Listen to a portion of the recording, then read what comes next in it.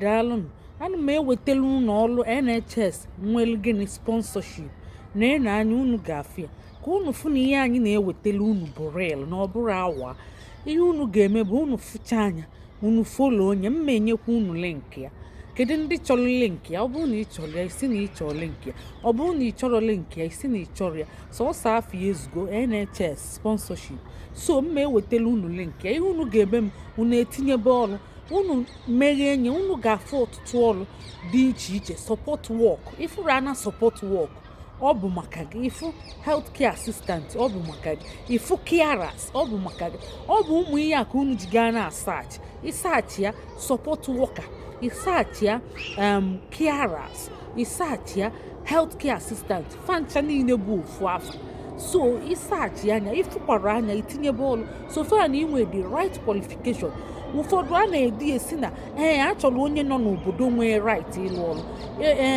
Ihe ị ga-eme bụ tinyebe akwụkwọ ghanyebe ukpo maka gịnị facha onye bi n'obodo fa afro fa ewee gị so far na inwe right qualification a ga-ewekwe gị. So ọ warrant ya account, i create ya account, i follow fa bomba to bomba. Asị gị tinye CV bụ ihe ka mkpa ya na qualification ke ndị nwee healthcare assistant certificate ma carer certificate ma support worker certificate.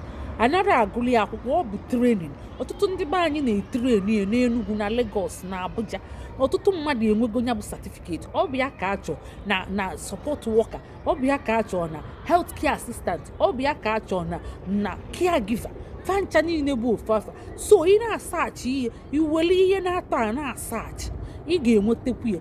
Ya bụ cheenụ ka anyị gaa solu na anyị ka ngosi unu ka unu fụ na ọ bụ na NHS ka sponsorship gbakọzi wee dịlịkịta n'efu na anyị abatago na NHS job site ka m bido gosibe unu ebe unu ga-eje chọọ ọrụ. Unu n'anya unu fụ na anyị nọ na site ya unu afụrụ ọrụ fanwe. Ọrụ fanwe bụ ọrụ 838 job found for sponsorship. Ọkwa unu afụghị na ihe anyị na-eme na ọ bụ real. So sponsorship a na-agwa unu na ọ bụ sọsọ ndị NHS na-enyezi ekita na-anaghị ego ọbụla. Ọ bụ real. Ịbata na website fa, ọ bụ na asị gị create ya account, asị gị accept cookie. Ị na-agbada ifuru ọrụ dịcha na ya na-ene ọrụ cheenu ka ngosi unu na-enye n'afịa na how many jobs dị ebe ahụ kịta for sponsorship. 838 job found. So ịchọkwa cheenu ka ngosi unu ị na-agbada kịta n'afa ọrụ kịta mana nke a ka m na-egosi unu na-asị unu focus na ndị support worker, healthcare assistant ifuru ya support worker ifuru address favor. Yes, ifuru address for the ebe a ma postcode name salary £13.50 per hour. Ne date post le date ọ ga-eme expire bụ na 14th. Ị na-agbada more ifuru ya na enu. So let's assume kịta na i click ya kịta ka anyị click ye nke a ede mental health support worker ka anyị click ye na nke a kịta ka anyị click ye nye ya na click ihe ọbụla clickable nya nke ọbụla dị clickable i click ye nye. So ka anyị gaa na nke a kịta ka anyị gaa na ya click go mee ọ na-emeghe ka ọ bịa meghe o meghego.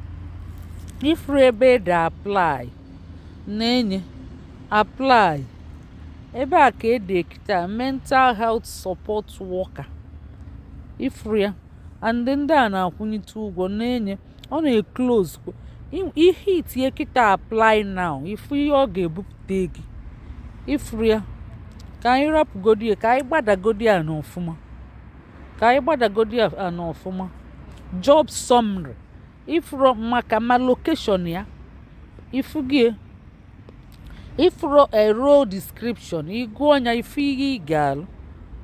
Main duty of the job ịgụọ ya ifuru about us induction and training fa na-etrain kwe mmadụ ọ bụgodi na ịmara ọrụ a ga-etrain gị mana ị ga-enwegodi obere idea wee na-etinye ifuru ya ma ị nọ n'ụlọ ma ị nọ be anyị na-enye benefit ị ga-enweta ifuru benefit ị ga-enweta benefit ifuru ya na benefit ị ga-enweta. So a na-agbadakwa ana about us ifuru ya ọka na-agakwa ị na-agbada na ebe ede job description ebe a ka ede job description ifuru ya iklik enyekịta ife ihe ọ ga-enye gị ma person specification ifuru ya ihe na-eklik chi ofu ifuru ya name employer details name employer details Gray Healthcare address na-enye ifuru address fa Abbey Road Barrow in Fullness if unu afụlia ma postcode ọ dịcha ebe ahụ na-enye so ịtaipụ onye kịta ifu ebe ọ dị so